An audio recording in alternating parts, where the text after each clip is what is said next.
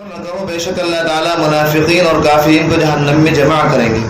امام ابو بکر جساس رازی رحمۃ اللہ علیہ بہت بڑے مفسر ہیں، احکام القرآن میں فرماتے ہیں کہ اس آیت سے معلوم ہو گیا کہ آدمی اگر کسی مجلس میں شریک ہو اور وہاں اللہ تعالیٰ کی نافرمانی ہو رہی ہو، اللہ تعالیٰ کے حکم کو توڑا جا رہا ہو، تو اس پر اور اس میں قدرت ہو، طاقت ہو، تو اس کو پوری قوت اور شدت کے ساتھ اس گناہ سے لوگوں کو روک دینا چاہیے۔ اور اگر روک نہیں سکتا تو سب سے ادنا درجہ یہ ہے کہ وہاں سے اٹھ کے چلا جائے۔ یہ نہیں یہ مولوی صاحب بیٹھے نماز پڑھانے کے لیے، نہ نکاح پڑھانے کے لیے، مفتی صاحب بیٹھے فوٹوگرافی ہوئی، بہت اچھا ماشاء اللہ، ایسی منحوس مجلس میں بیٹھ کے تم چاہتے ہو کہ رومال ڈال کے ہم اللہ کے عذاب سے بچ جائیں گے۔ امام صاحب قاری صاحب چلے گئے تو فوٹو ویڈیوگرافی ہو رہی، میں تو بچ گیا تھا۔ نہیں، ادنا درجہ، سب سے ادنا درجہ یہ ہے کہ فوراً اس مجلس سے کھڑے ہو جاؤ۔ ہمارے حضرت نے فرمایا تھا یہ موقع ہے امتحان کا، اب بوٹیاں سامنے رکھی ہیں اور بریانی سامنے رکھی ہے اور مرغا سامنے رکھا ہے، ارے اگر مرغے کی ٹانگ بھی تمہارے منہ میں ہو اور اللہ کا کوئی حکم ٹوٹ رہا ہو، فوٹوگرافی ہو رہی ہو، عورتیں مرد جمع ہو رہے ہوں، کوئی بھی حکم، فوراً اس مرغے کی ٹانگ کو نیچے رکھو اور باہر نکل جاؤ۔ اب اس وقت اللہ کی محبت کا امتحان ہے، تمہیں بریانی عزیز ہے، مرغا عزیز ہے، یا اللہ کا حکم عزیز ہے؟ اب امتحان ہوگا، ورنہ تو تعویلیں تو 100 تعویلیں ہیں، کفر تک کوئی ایمان بنا لیا جاتا ہے، باتیں بنا کر تعویلیں کر کے تو ہر کام کی گنجائش نکالی جا سکتی ہے، ہر کام کو جائز قرار دیا جا سکتا ہے۔ تو امام ابو بکر جساس رازی رحمۃ اللہ علیہ بہت بڑے امام فرماتے ہیں ادنا درجہ یہ ہے کہ وہاں سے فوراً کھڑا ہو جائے، اس مجلس میں شریک نہ ہو۔ کیا ہوتا ہے، اللہ تعالیٰ ہم سب کی حفاظت فرمائے۔ اتنا برا حال ہے، حضرات علماء کرام جو لوگوں کے سردار تھے، کبھی سروں کے تاج تھے، آج کچھ دنیا دار علماء جب سے گھسے ہیں مولویوں کے بحث میں تو پوری، بہرحال وہ تو کہتے ہیں نا کہ ایک مچھلی کی وجہ سے پورا دریا، تو اسی طرح کی مثال یہ بھی آتی ہے۔ تو ان لوگوں نے بہت گڑبڑ کی، ان لوگوں میں تو بڑا، اگر اسلامی حکومت ہو، ایک بڑے مفتی صاحب فرمایا کرتے ہیں اللہ والے، اگر مجھے حکومت مل جائے اسلامی تو ان کے جسم کے اعتبار سے درے بنواؤں، درے جو جتنا موٹا ہے جتنا پتلا ہے اتنے درے بنواؤں اور ان پہ برساؤں، اور بڑا سخت محاسب ان پہ متعین کر دوں، دنیا دار مولویوں پہ، اللہ والوں، ان کے لیے تو، ان کی وجہ سے تو دنیا ہی قائم ہے۔ اللہ والوں کو اگر کوئی کچھ کہے گا وہ تو خود ذلیل رسوا ہو جائے گا۔ آسمان کی طرف تھوکنے والے کا تھوک اپنے منہ پر گرتا ہے، اولیاء اللہ، اللہ والے علماء راسخین، اللہ والے علماء، ان کی طرف اگر کوئی انگلی اٹھائے گا اس کی انگلی اللہ تعالیٰ توڑ دیں گے۔ یہ تو دنیا دار علماء کی بات ہے جنہوں نے علماء کا لیبل لگا رکھا ہے، ان کے لیے تو ایسے محاسب متعین کرو، برات گھروں میں جا کے نکاح پڑھا رہے ہیں، فوٹوگرافی ہو رہی ہے، ویڈیوگرافی ہو رہی ہے، لڑکیاں باقاعدہ، میں نے بتایا تھا آپ کو کہ ابھی کچھ وقت پہلے شادی ہوئی، باقاعدہ لڑکیاں کھڑی لائن سے، 25 لڑکیاں ادھر، 25 لڑکیاں ادھر، ایک بڑے مفتی صاحب، بڑے ادارے کے مفتی صاحب باقاعدہ سائن ہوتے ہیں، الجواب صحیح حررہ فلا فلا، مسئلہ آیا الجواب صحیح حررہ فلا فلا، ان کے سائن ہو رہے ہیں تاکہ اس کے فتوے کے نیچے 20 لڑکیاں ادھر، 25 لڑکیاں، جس طرح ایئر ہوسٹس کا لباس ہوتا ہے ادھر کھڑی ہیں اور 25 لڑکیاں ادھر کھڑی ہیں، اور مفتی صاحب، بڑے ادارے کے مفتی صاحب جو فتویٰ جاری کرتے ہیں وہاں کو گزرتے ہوئے جا رہے ہیں اور وہ ان پر پھول ڈال رہے ہیں۔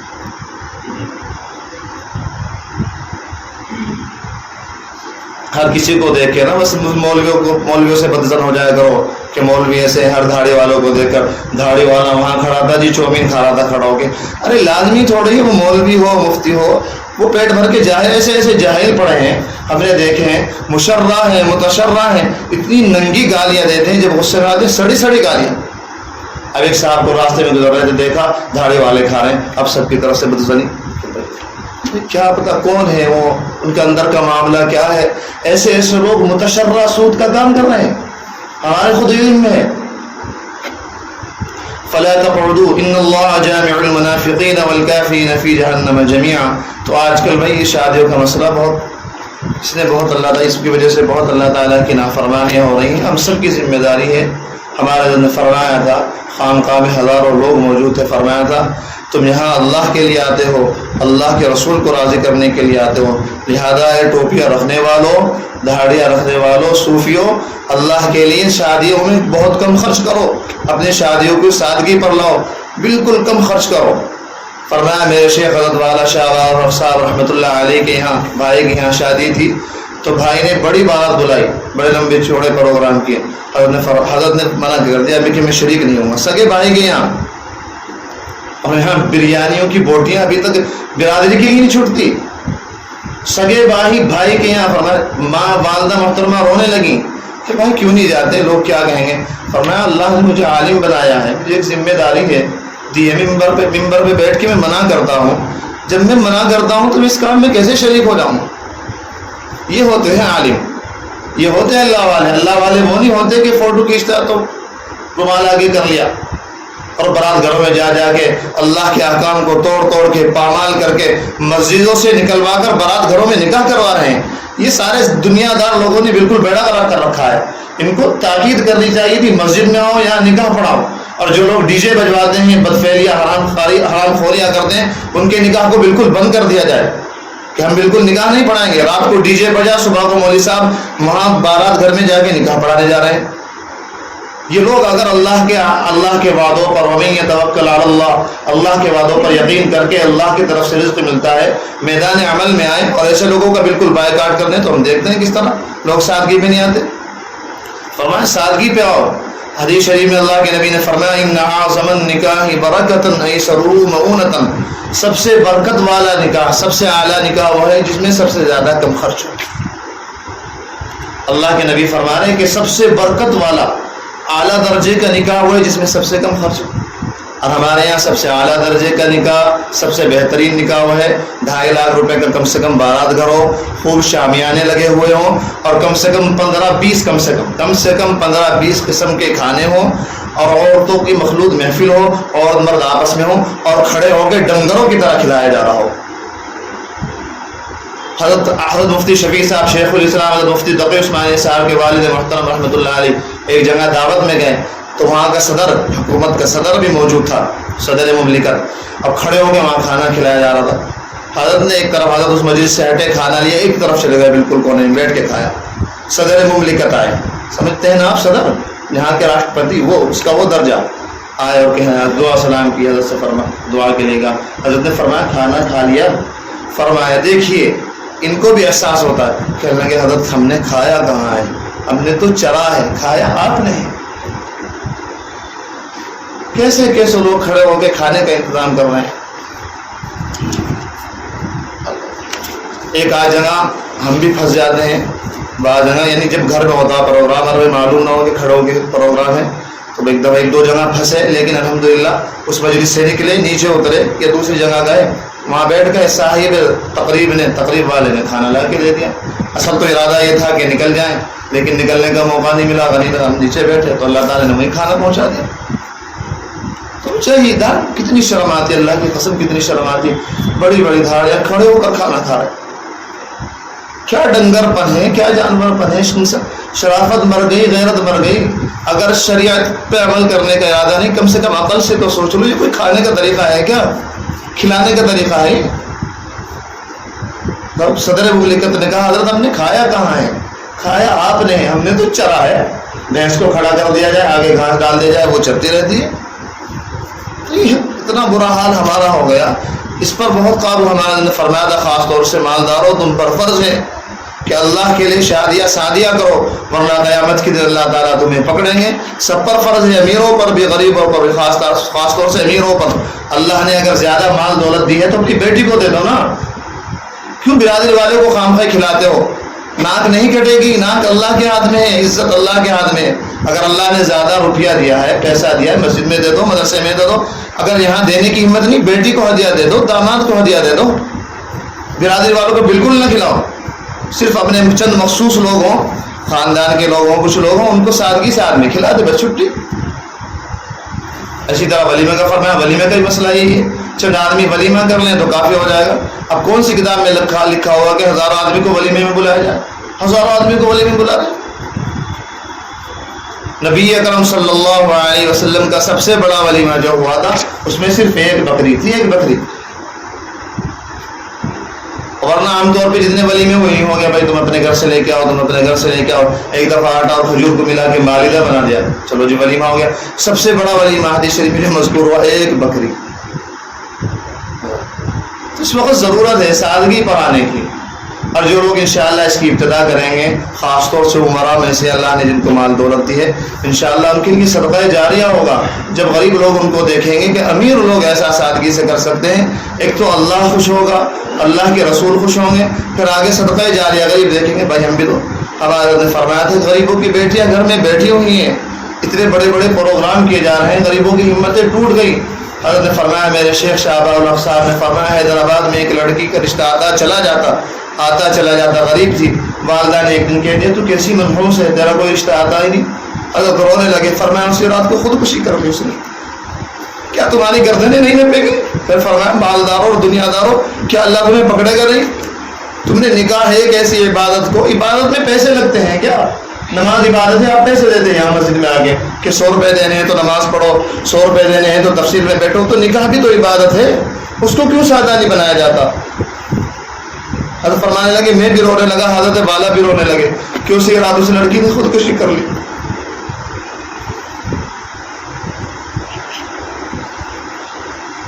سرکشی نہ دکھائیں، مال دولت دے دیا تو فرعون بن گئے،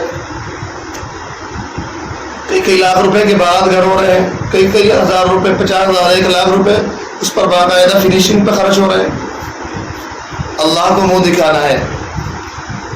اچھی سادگی سے برادری والوں کا بھی، جب تک مخلوق کا دل میں ڈر رہے گا، خوف رہے گا، آدمی اللہ والا نہیں بن سکتا۔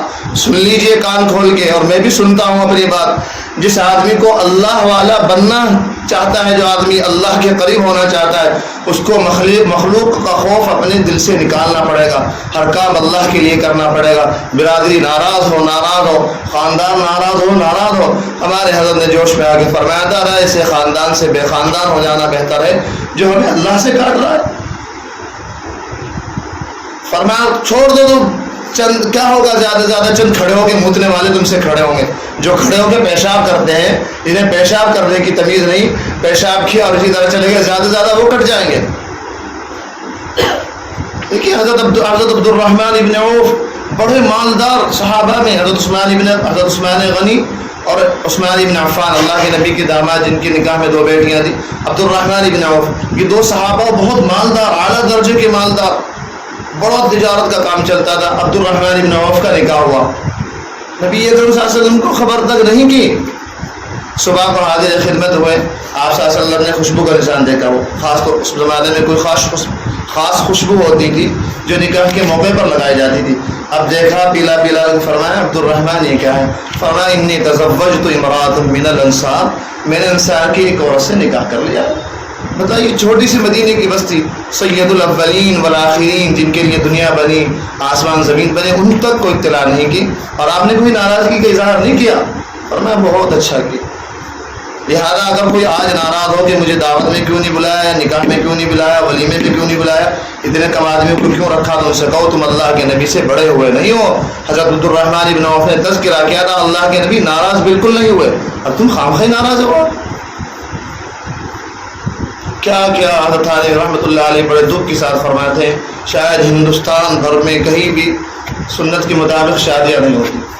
اس زمانے میں 100 سال پہلے لکھ رہا ہے، اکا دکا کہیں ہوتی ہوگی، میرے علم میں نہیں، ورنہ فرمایا شاید ہندوستان بھر میں کہیں اس پر عمل نہیں۔ متحدہ ہندوستان جب تھا، اس میں پاکستان، بنگلہ دیش، یہ سب ملک جب تھے، جب انگریز یہاں تھا، فرمایا کہ جس شادی میں کم سے کم 100-200 اللہ تعالیٰ کے احکام توڑے جاتے ہوں، اس شادی میں کیسے برکت آ سکتی ہے، کیسے اللہ کی رحمت نازل ہو سکتی ہے۔ پھر بعد میں لڑائیاں ہوں گی تو لڑائی نہیں ہوگی تو کیا ہوگا، طلاقیں نہیں ہوں گی تو کیا ہوگا۔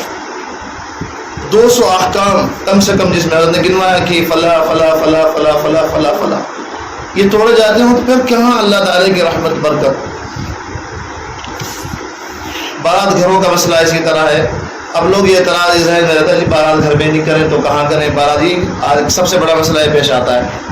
اللہ تعالیٰ ہم سب کو معاف فرمائے، مجھ سے بھی غلطیاں ہوئیں پہلے، جو بھی ہوئی سب اللہ تعالیٰ آج ہم سب توبہ کر لیں آئندہ کے لیے کہ انشاءاللہ بارات گھر میں نہ جائیں گے نہ کریں گے۔ لیکن ایک سامنے ذہن میں یہ بات آتی ہے کہ بارات گھر میں نہ کیا جائے تو کیا کہاں جائے، جگہ آج کل نہیں رہی، گھر آج کل نہیں رہی، تو اصل میں ہم ایک بات مختصر سی سمجھ لیں تو سارا ذہن صاف ہو جائے گا۔ شریعت کا اصل مقصد منشا یہ ہے کہ آدمی سادگی پر آئے۔ سادگی کا مطلب کیا ہے؟ عبد الرحمن ابن عوف کو دیکھ لو، اور اس کے بعد جتنے بزرگان دین حضرت فرما رہے تھے خود میں نے اپنی لڑکی کا نکاح حضرت مولانا مفتی رشید احمد صاحب نے عصر کے بعد جمعے کے بعد نکاح پڑھایا. 3-4 آدمی آئے, میں نے اپنی بیٹی کو رخصت کر دیا اور چائے پلا دی. حضرت شاہ الحق صاحب کی لڑکی کا نکاح ہوا تو اپنے سمدھی حکیم فام اللہ علی گڑھ میں جو رہتے تھے, حکیم کلیم اللہ صاحب کے والد حضرت حکیم کلیم اللہ بھی موجود ہیں, تو ان کے والد صاحب حکیم فام اللہ سے کہا جو دارالعلوم کی شورا کے رکن بھی تھے کہ آپ آئیں نکاح میں, اپنے بیٹے کو لائیں اور ایک اور ساتھ لائیں, اس سے زیادہ لانے کی اجازت ہے. 3 آدمی آئے, نکاح کر کے میری بچی کو لے جائیں. پھر مجلس علمیہ فقہیہ رمضان میں حضرت والا کے یہاں قائم ہوتی تھی ہردوئی میں. تمام مفتیان کرام کو ایک بات پر ایک جگہ بٹھایا اور کہا کہ دیکھیے بارات کا کیا حکم ہے, بارات کتنے آدمیوں کو کہتے ہیں, کتنے آدمی لے جا سکتے ہیں, کتنوں کی گنجائش اور کتنوں کی نہیں. تمام علماء مفتیان کرام, بڑے بڑے مفتیان کرام اس بات پر متفق ہوئے حضرت کے تحت کہ 10 تک اگر آدمی ہوں تو بارات نہیں ہے, اگر 10 سے زائد آدمی ہو جائیں تو بارات ہے, ناجائز ہے اور اللہ تعالیٰ کی نافرمانی ہے. 10 تک اگر آدمی ہو جائیں, بہتر تو یہ کہ اس سے بھی کمی کر لیں, لیکن چلو گنجائش کر کر کے 10 تک کی اجازت ہو سکتی ہے, اور اس سے زیادہ بارات کے لیے اجازت نہیں, وہ کھلی اللہ تعالیٰ کی نافرمانی ہے.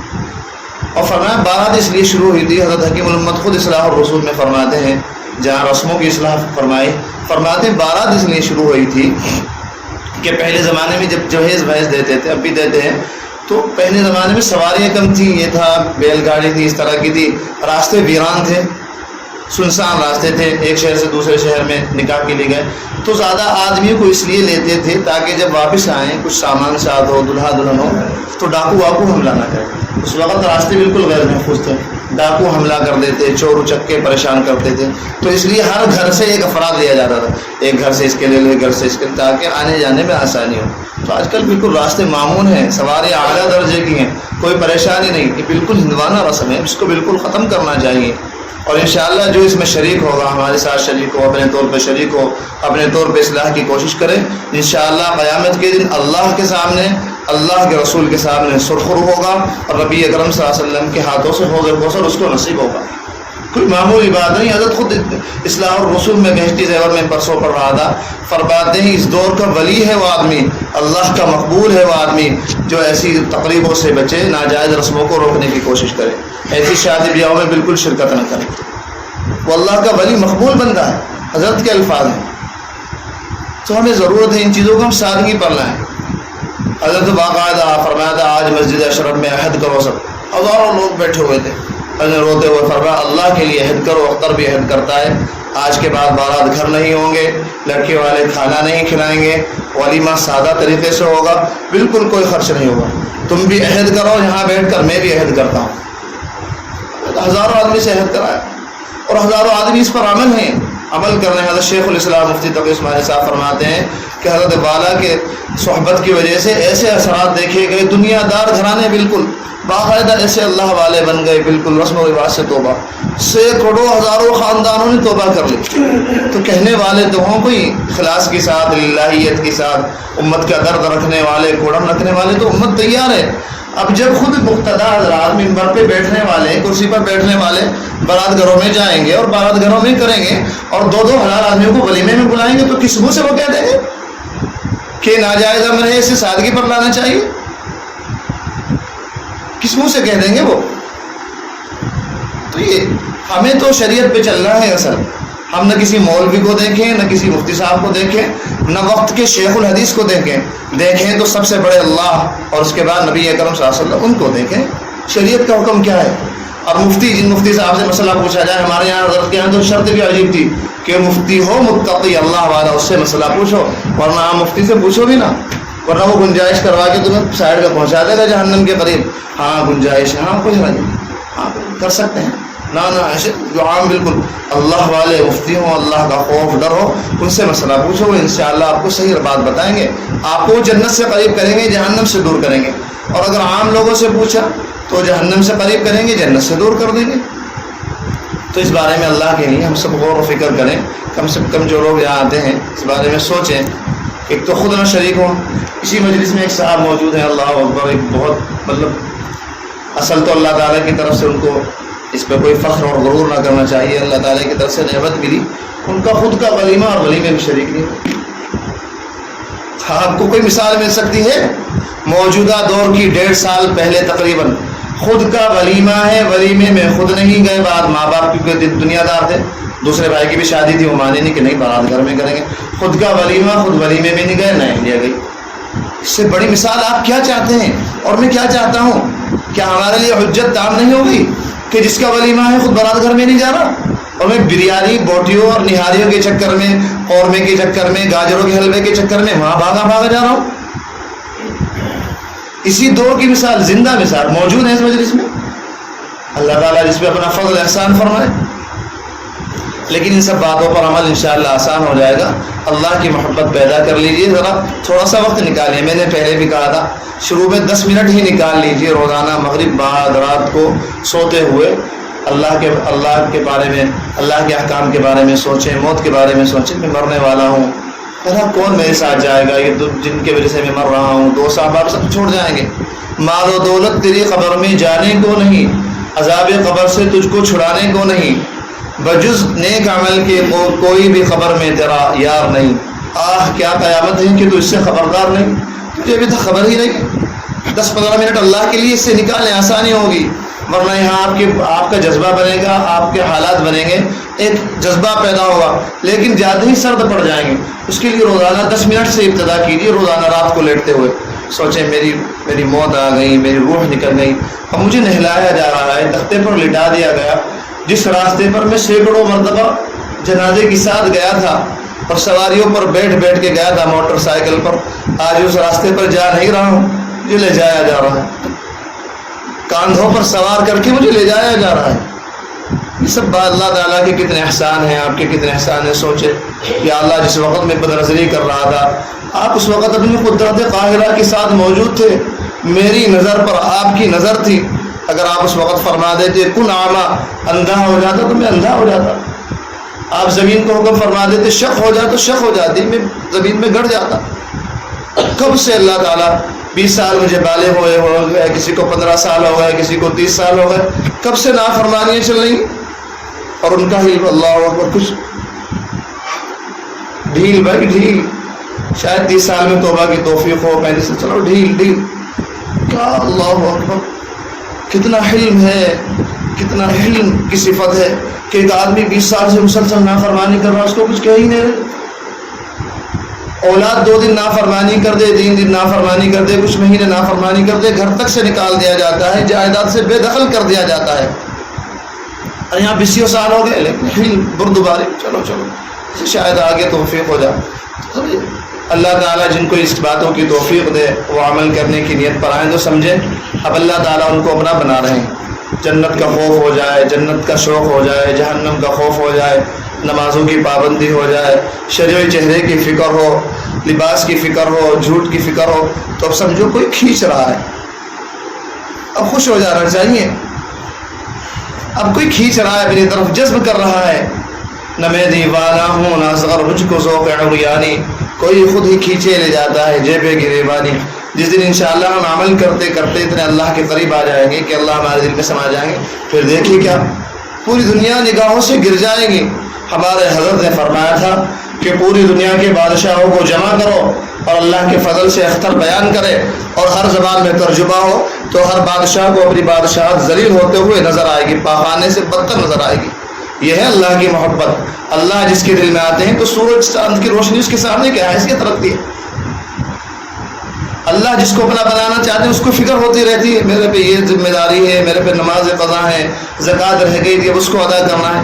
حضرت نے عجیب مثال سے فرمایا، دیکھو پرندوں کی قسمت میں اڑنا ہوتا ہے، اب وہ پیدا ہوتے ہیں ان کا موقع یوں رہتا ہے آسمان کی طرف۔ دیکھا کبھی آپ کو کسی کبوتر کو دیکھا ہو ایسے رہتا ہو کتے کی طرح یا اونٹ کی طرح؟ نہیں، ہر وقت جو رہتا ہے اس کو۔ اور حضرت نے فرمایا کہ جس کو اللہ تعالیٰ اپنا بنانا چاہتے ہیں اس کا رخ بھی آسمان کی طرف رہتا ہے۔ یہ کبوتر کا بچہ ابھی پیدا ہوا، یہ اللہ سے کہہ رہا ہے کہ اللہ کب مجھے آپ پر دیں گے، میری ماں کی طرح، میرے باپ کی طرح، تاکہ میں اڑوں۔ اسی طرح اللہ تعالیٰ جس بندے کو اپنا بنانا چاہتے ہیں وہ ہر موقع پر، ہر لمحے پر، ہر منٹ پر، ہر سیکنڈ پر آسمان کی طرف دیکھتا ہے۔ اب بازار میں جا رہا ہوں تو کیا حکم ہے، شادی بیاہ میں جا رہا ہوں تو کیسی شادی، اس میں شریک ہونا ہے یعنی بس ہر وقت، اب سمجھ لو اس کی قسمت میں اڑنا ہے، اس کو کچھ دن بعد پر ملنے والے ہیں اور یہ پر اس کو اڑا کر اللہ تعالیٰ تک پہنچا دیں گے۔ خوش ہونے کی بات ہے اگر اللہ تعالیٰ ان چیزوں، ہمارے مفتی رشید احمد صاحب عارف باللہ شیخ مفتی اعظم شیخ الاسلام مفتی تقی صاحب عثمانی صاحب کے استاد، کیا عجیب آدمی تھے، بس اللہ جنہیں میری محبت دے دیتا ہے وہ تو عجیب ہی ہوتے ہیں۔ فرمایا عجیب بات فرمائی کہ اگر دنیا دار رشتہ دار بددین رشتہ دار ناراض ہو جائیں اور تمہیں چھوڑ دیں تو ان کے قطع تعلق پر ناخوش نہ ہو، اگر فکر نہ کرو بلکہ 7 مرتبہ الحمدللہ کہو کہ شیطان کے انڈے بچے خود جہنم میں جانا چاہتے تھے، مجھے بھی جہنم میں لے جانے کی کوشش کر رہے تھے، اللہ نے پتہ ہی صاف کر دیا۔ اب ہم فکر کرتے جی بھائی ناراض ہو جائے گا اگر بعد میں نہیں گیا، فلاں ناراض ہو جائے گا، چچا ناراض ہو جائیں گے، چچی ناراض ہو جائے گی، نہیں، اگر وہ اس اللہ تعالیٰ کے احکام پر عمل کرتے ہوئے راضی رہیں تو ٹھیک ہے، ناراض ہو جائے تو ٹھیک ہے، کوئی فکر کرنے کی ضرورت نہیں۔ تو جلال الدین رومی رحمۃ اللہ علیہ فرماتے ہیں دیکھیے اس کے علاوہ کوئی طریقہ نہیں اللہ تعالیٰ تک پہنچنے کا، آپ لاکھ تسبیحیں پڑھتے رہیے، ہزاروں تہجدیں پڑھتے رہیے، نوافلیں پڑھتے رہیے، جب تک یہ گناہ نہیں چھٹیں گے سارے گناہ، ایک گناہ ہمارا جلال الدین رومی فرماتے ایک گناہ کی بھی عادت اگر ہے تو نسبت مع اللہ، اللہ کی محبت کا خیال دل میں لانا بے وقوفی ہے اور احمق ہے۔ اور فرمایا کہ سورج کے درمیان اور چاند کے درمیان، چاند جو ہوتا ہے جلال الدین رومی رحمۃ اللہ علیہ فرماتے ہیں چاند روشن ہوتا ہے سورج کی روشنی سے، مستدیر ہوتا ہے، سورج کی روشنی اخذ کرتا ہے، پھر اس روشنی کو کنٹرول میں رکھتا ہے، پھر رات کو روشنی بکھیرتا ہے۔ جلال الدین رومی رحمۃ اللہ علیہ فرماتے ہیں کہ جب زمین کا گولا بیچ میں حائل ہوتا ہے، جتنا زمین کا گولا بیچ میں حائل ہوتا ہے چاند اتنا مدھم رہتا ہے، چنانچہ اگر آدھا زمین کا گولا چاند سورج کے درمیان ہے تو آدھا چاند روشن رہے گا، آدھا روشن نہیں ہوگا، اور جب 14ویں کا چاند ہوتا ہے، 14ویں رات کا پورا روشن ہو جاتا ہے چاند، حضرت جلال الدین رومی رحمۃ اللہ علیہ فرماتے ہیں اس وقت بالکل زمین کا گولا درمیان سے ہٹ جاتا ہے اور اس وقت چاند بالکل روشن ہو جاتا ہے۔ اسی طرح اللہ تعالیٰ جس کو اپنا 14ویں کا چاند بنانا چاہتے ہیں، جس کو روشن کرنا چاہتے ہیں، تو اس کے اور اپنے درمیان سے اس کو توفیق دیتے ہیں، نفس کو ہٹا دیتا ہے، نفس کے گولے کو دھکیل دیتا ہے کہ برہوس تو کیا ہے، تو تیری اوقات کیا ہے، میرا اللہ مجھے حکم دے رہا ہے، جتنا اس کو دھکیلتا رہے گا یہ چاند اور سورج کے درمیان سے گولا ہٹتا رہے گا، اللہ تعالیٰ اور بندے کے درمیان سے گولا ہٹتا رہے گا اور ہمارا دل منور ہوتا رہے گا۔ کچھ بھی ہو اللہ کی عظمت ہر حال میں ضروری ہے۔ ہمارے حضرت نے فرمایا تھا کہ اگر کوئی اعلیٰ درجے کی حسین لڑکی کسی کے سامنے ہو اور جنگل میں تنہا ہو اور اس وقت شیر بھی موجود ہو اور وہ کہے کہ مجھے دیکھ لو، وہ کہے گا میں بہرا ہوں مجھے دکھائی نہیں دیتا، میں اندھا ہوں مجھے دکھائی نہیں دیتا، اچھا میری باتیں سن لو، میں بہرا ہوں تمہاری باتیں بھی نہیں سنائی دیتی، کیوں؟ کہا شیر سامنے موجود ہے، اگر میں نے ذرا بھی اس سے پلک جھپکی تو میں فوراً اس کی شکار ہو جاؤں گا، وہ چیر پھاڑ کر لے گا۔ ہمارے حضرت نے فرمایا جب شیر کی عظمت کا اور بڑائی کا یہ حال ہے، جس دن اللہ تعالیٰ اپنی عظمت اور بڑائی دے دیں گے، مارے شرم کے غیرت کے ہارٹ اٹیک ہو جائے گا، لیکن اللہ تعالیٰ کی نافرمانی نہیں ہوگی اور تعلق مع ایسا نصیب ہوگا جلال الدین رومی کی رحمۃ اللہ علیہ کی طرح کہو گے کاش کے مادر نزاد مرمرا، کاش کے مجھے میری ماں نے جنا ہی نہ ہوتا، کاش کے شیر نخردے در چرا، کاش مجھے شیر کھا جاتا قبل اس سے کہ مجھ سے گناہ ہوا، یا اللہ مجھ سے گناہ کیوں ہوا۔ حضرت عمر بن خطاب فرماتے ہیں کاش عمر کو اس کی ماں نے جنا ہی نہ ہوتا، پھر یہ کیفیت پیدا ہوگی۔ تو اس نفس کے گولوں کو ہٹانے کی کوشش کریں، اللہ تعالی ہم سب کو اپنی محبت نصیب فرمائے، ایسی محبت کے جو ہم سے تمام گناہوں کو چھڑوا دے۔ وآخر دعوانا الحمد للہ رب العالمین۔